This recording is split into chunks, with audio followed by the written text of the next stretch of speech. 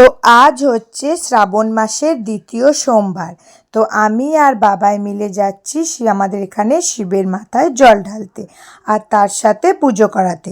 তো চলো তোমাদের সাথে সেটা শেয়ার করব, তোমরা পুরো ভিডিওটা দেখতে থাকো।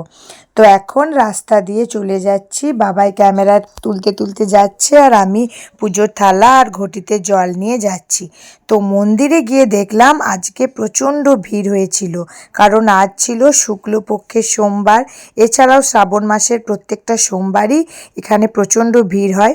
আগের সোমবারেও ভিড় হয়েছিল, কিন্তু আজকে ভিড়টা একটু বেশি ছিল। তো তারপর মন্দিরে গিয়ে একজনের সাথে দেখা হয়ে গেল, তো তার সাথে গল্প করছিলাম। তো লাইনটা আমাদেরকে মোটামুটি গিয়েছিলাম 8:30টার সময়, পুজো হতে হতে 10টা বেজে গিয়েছিল। তো প্রায় 1.5 ঘন্টা আমাদেরকে লাইন দিতে হয়েছিল। তো ভিতরে এতটাই ভিড় ছিল যে তোমাদের সাথে সেটা শেয়ার করতে পারিনি।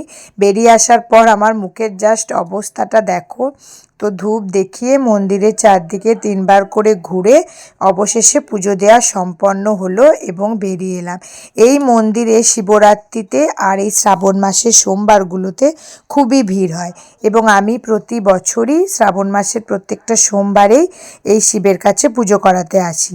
সাধারণত শালী নদীর থেকে জল নিয়ে, আমাদের এখানে যে নদী আছে শালী নদী, সেখান থেকে জল নিয়ে এই মন্দিরে আসি, কিন্তু আজকে আর নদী যায়নি কারণ সকাল থেকে খুব বৃষ্টি হচ্ছিল। তো তারপর বাড়িতে চলে এলাম এবং বাড়ির শিবের মাথায় জল ঢেলে বাড়িতে পুজো করে নিলাম। তো আমার পর বাবাও বাড়িতে পুজো করে নিল শিবের মাথায় জল ঢেলে ফুল বেলপাতা দিয়ে।